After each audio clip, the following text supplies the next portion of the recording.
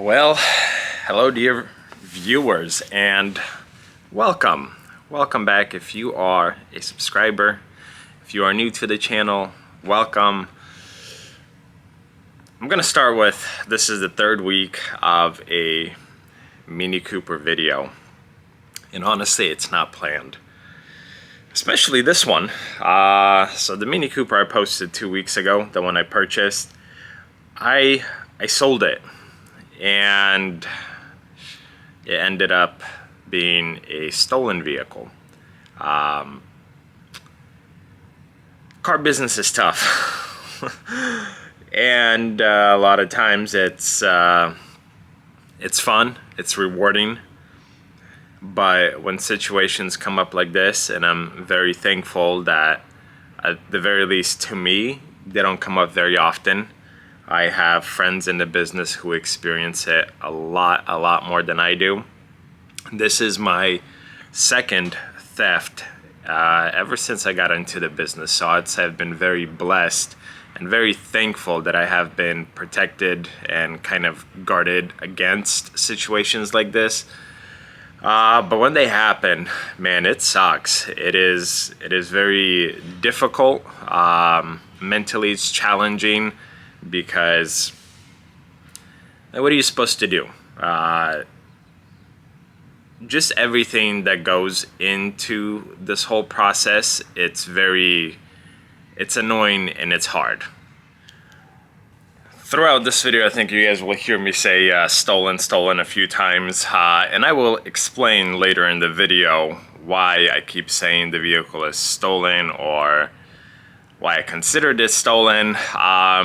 So everything happened super quickly. A lady came out, purchased the vehicle through financing, and she had it for roughly 3 weeks until, we found it. And even I didn't find it. Basically, the car broke down, and she parked it in a neighborhood. One of the homeowners that it was parked in front of noticed it sitting there for 2 or 3 days, gave us a call, sent us an email like, hey, you guys have this vehicle advertised on your website. Is it stolen by any chance? And we kind of went from there. So I wasn't thinking about recording or grabbing my camera. So most of this video, or the footage you guys will see in this video, is cell phone footage. And I think so we don't waste time. I mean, let's just jump into it. We had to get our trailer because I jump started the Mini.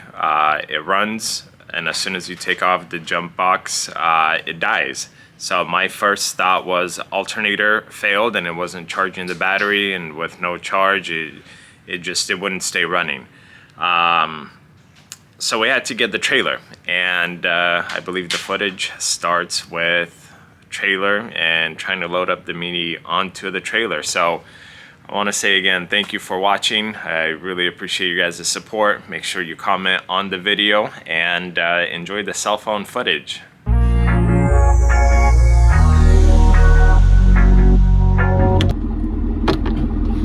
Here we go, ladies and gentlemen.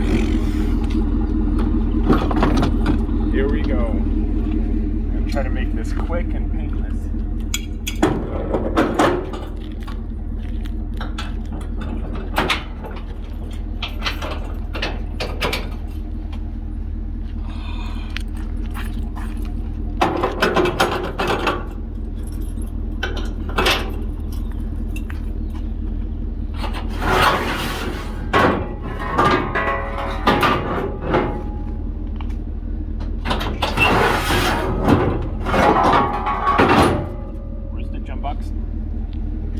Trunk.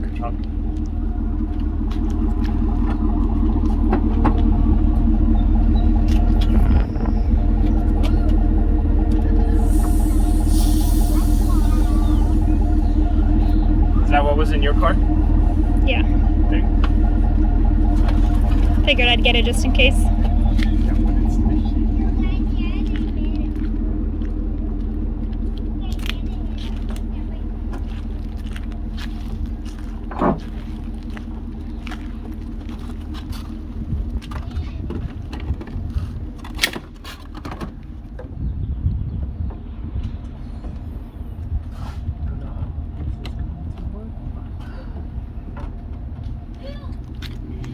Okay guys, wish me luck. Oh, look at that, it's even buckled in still.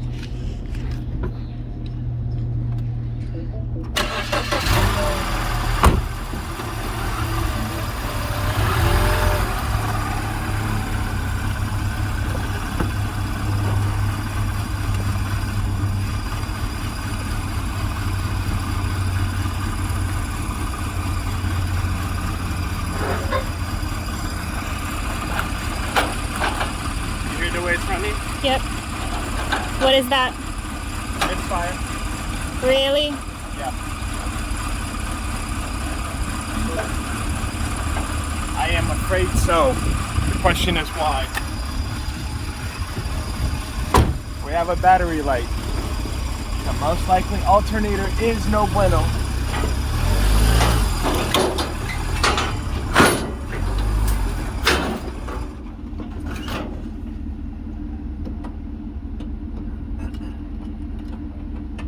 Guarantee you I know exactly what happened just now. Did the jump box fall off? Yeah, I'm assuming so. It's such a terrible spot. Yep. So our alternator is not working one bit.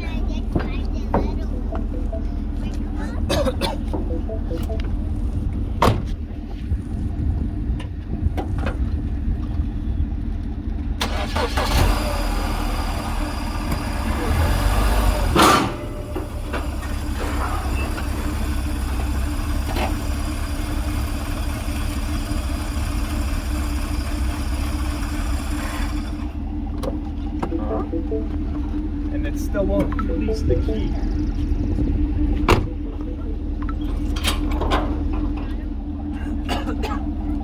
Excuse me, make sure I don't hit you.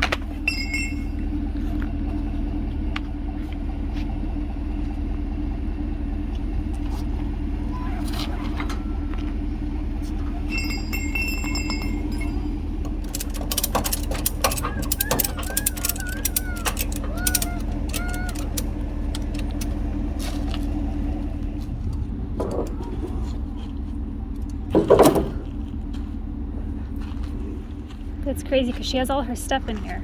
Hey, free stuff for me. We'll do a garage sale. Sell it off. I don't think you want her stuff. She was bougie. Maybe it's name brand. Knockoff name brand.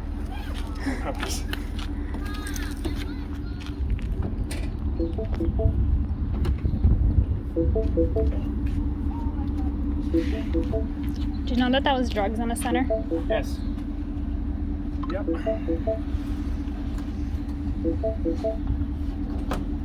So I'm like curious, when people do this, like when you get pulled over, wouldn't you be a little bit of having drugs? Like literally in the center console where your arms go? All right, ladies and gentlemen. I think first step, one of the hardest steps, finding the car, and I believe it's thank you to these people in this house right here. We have the Mini back. Okay, key's still stuck in there.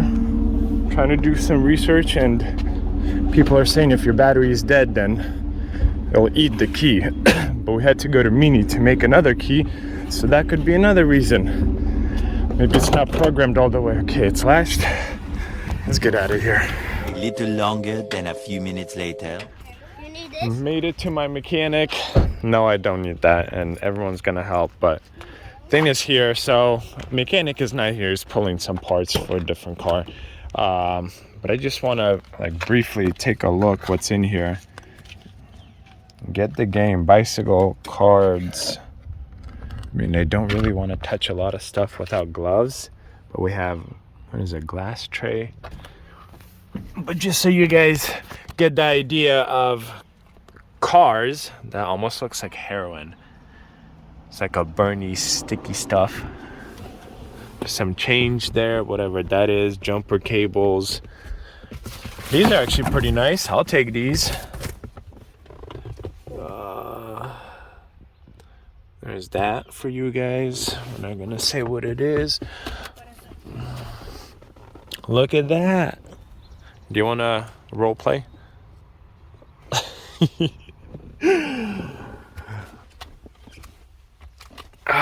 What else we got? We got a whole bunch of clothing back here. Oh, that's a nice bag. Let's see what brand this is. Oh, there's a pipe.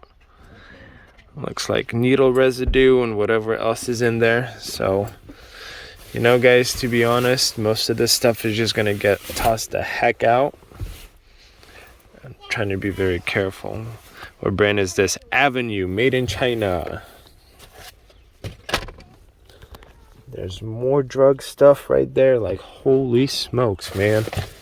3 weeks this car has been gone. Anywho, you guys get the idea. So I'll stay with my mechanic and hopefully he'll figure it out. I think it's the alternator. That has to be the most logical thing that makes sense. And honestly, if the alternator wouldn't have went out, probably would have never found it. So I'm glad that it worked out this way. I have the car, and you guys get another theft recovery video. Honestly, Portland sucks, and the Oregon laws, the way that they are written. So I'm gonna tell you guys how this vehicle was stolen, or why I keep saying it's stolen. So the way Oregon law works, when somebody applies for financing and they get approved for financing, the day that they sign the paperwork, I have to release the vehicle to them. The bank will not move forward with whatever they need to do unless the vehicle is in the possession of the customer. And I've tried it a few times now, because to me it doesn't make sense.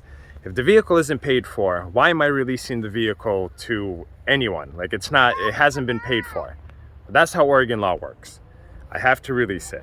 So she came in with a pre-approval through Credit Karma and Westlake Financial.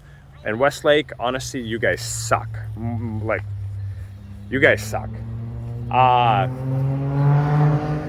buddy, be safe. Anyway, she came in with a pre-approval. $100 down at like 16% interest rate. She came in, signed the contract, signed the paperwork, everything is good, released the car, standard procedure. She was supposed to send like outstanding few stips, is what they call them, later that day, and she didn't, and it was a Friday when she came and did everything else. So I was like, okay, whatever. Friday, weekend, let her have it. Monday, started to really pursue getting the additional info from her. No response. Sent her text messages, made her phone calls.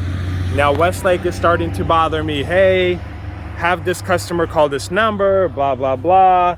And at first I was like, okay, I'll try to see if I could reach out to her. But they kept honestly harassing me every single day. Hey, we still need this and this from the customer. I'm like, you think I don't know what you guys need? I know what you need. I need it too, because I want to get paid for the sale.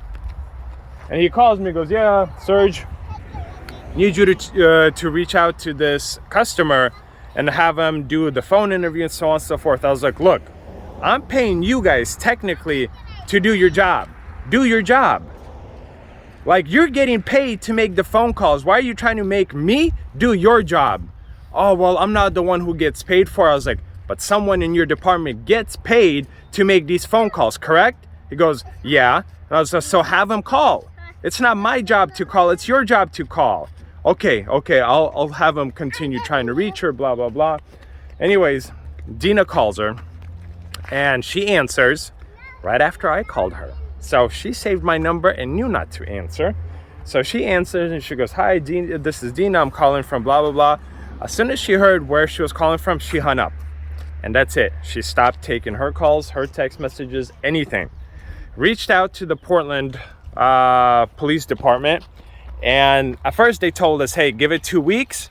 At that point, we could submit that the car is stolen, it's not paid for, so on and so forth. We waited 2 weeks. 2 weeks passed. Reach out to them. They go, oh, well, actually, Oregon law, since she did sign a contract, we can't do anything for you. You have to hire a lawyer. You have to go through the courts. Good luck. We can't do anything.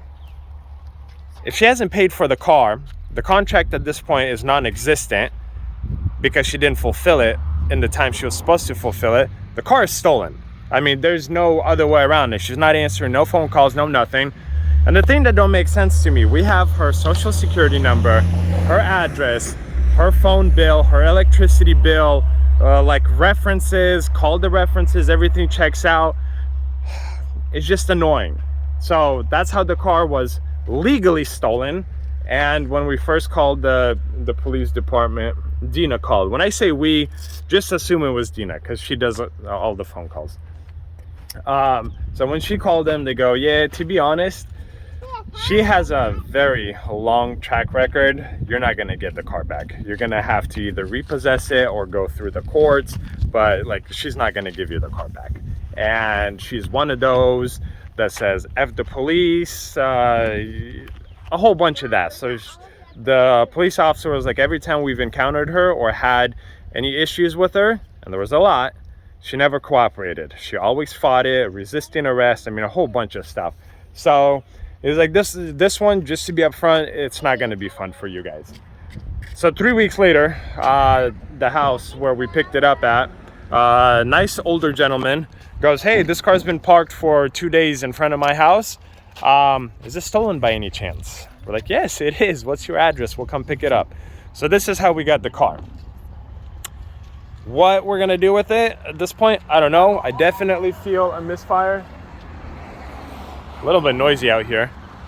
We have a check engine light on, but that could be for low battery voltage and whatnot. We have an alternator problem, which is my assumption. And then we have to clean it out from all of these drugs and nonsense. So I think once it's ready to go mechanically, I'll probably take out the bigger pieces, toss them out or whatever, and then it'll probably go back to my detailer. So all in all, we got a key from Mini that was $250 dealer cost. I looked, alternators, new ones are like 120, 130 bucks plus labor, whatever my mechanic will charge me.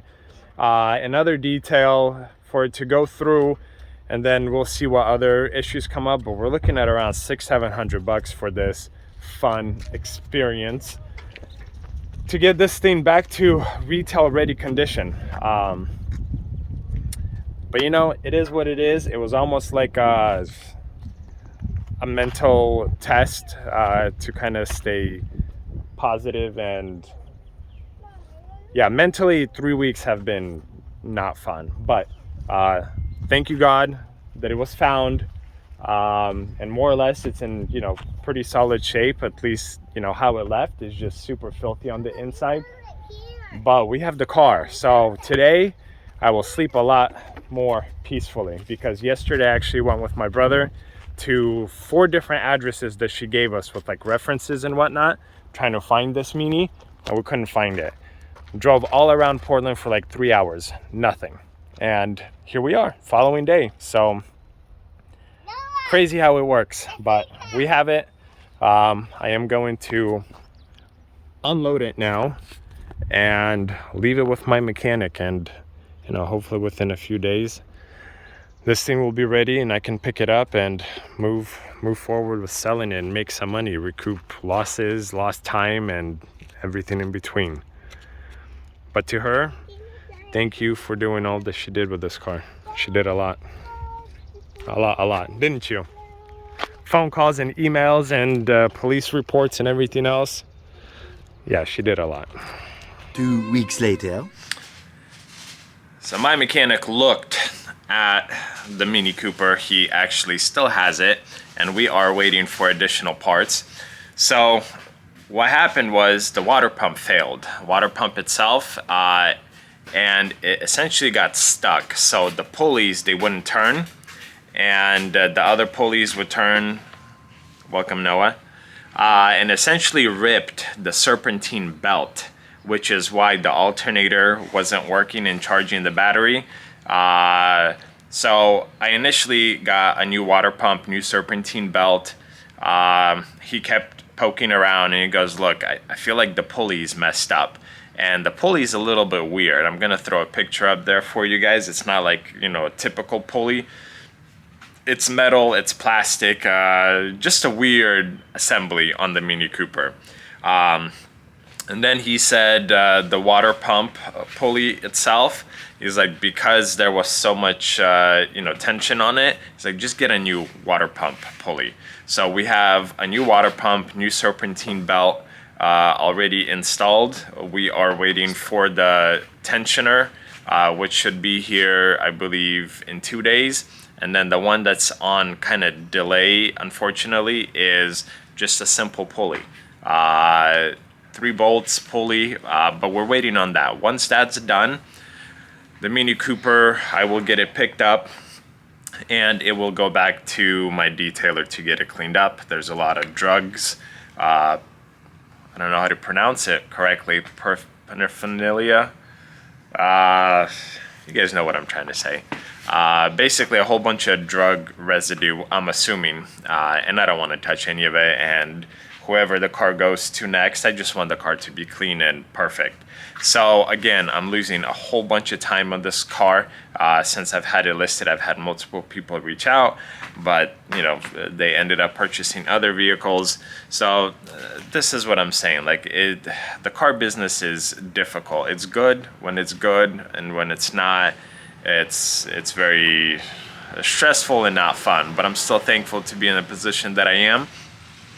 Very, very grateful that we have the Mini, because at that point I was thinking, do I just want to take a $3,000, $3,500 loss, whatever I'm into the Mini, and forget about it? Because the day before we found it, or the night before we found it, I took my brother, because she gave us her social security number, she gave us her address, references. I mean, we had a whole bunch of stuff. And we spent about 2, maybe 3 hours driving all around Portland trying to find this Mini. A few days prior to that, we already started to kind of make rounds, because we went to Mini and got a new key made. So I figured, if I could find it in her apartment complex, jump in, start it, and get out and like do my own repo, because the police have been not helpful at all. A few things I would like to add. When my mechanic was going through it, she actually pulled a whole bunch of fuses from the main fuse box and cut a bunch of wires. So I actually had to, my mechanic reached out to Nick, the electrical mastermind, and he came out and figured it out. But like, what makes a person do that? I mean, car broke down, you left it in a neighborhood, but before you left, you pull a whole bunch of fuses and cut electrical wires. Makes absolutely no sense to me. So we found the car, picked it up on Wednesday. Sunday morning, before 10 a.m., she calls me. And I didn't answer, because I was like, look, I don't really do business on Sunday. And it's 10 a.m., like, leave me a voicemail. She did. And basically in the voicemail, she said, hey, I bought a car from you. It broke down, and I went to AutoZone, and when I came back, the car was gone. So I'm assuming you have it, and I need my car back. I need my stuff back, and let me know. Let me know when I could come pick it up. And then she also sent me a text message, which was in a very similar format. There's my personal belongings, it's my car, and I read and listened to that. And I didn't know whether to laugh or cry. Laugh because of like how idiotic and stupid she is to believe that the car is hers. Or cry that people like this exist. She didn't fulfill the contract. She made no payments on the car. And yet she believes it's hers. Explain that one to me, because in my head it doesn't make sense, unfortunately. I could have been sitting here, you know, not making this video, and the car could have been just gone. So I think this is definitely a happy ending. Unfortunately, a lot of time is lost, more money invested into the vehicle, and in the end, I still have to sell it. And at this point, I'm already losing more than a month on this vehicle, which sucks. But again, I have it, and you know, pros and cons. This is definitely a bigger win than the opposite of what could have happened. So guys, thank you so much for watching. You know, I make a whole bunch of videos, pretty much everything that happens in the car world to me, and I share it with you guys. I know I have viewers that potentially want to become dealers, and people that just enjoy cars that watch these videos. So I want to say thank you for watching. Thank you for your support. I really appreciate it. If you're not a subscriber, please consider subscribing. Make sure you give this video, you know, a thumbs up. Drop a comment in the comment section below, and we'll see you guys in another video. Bye.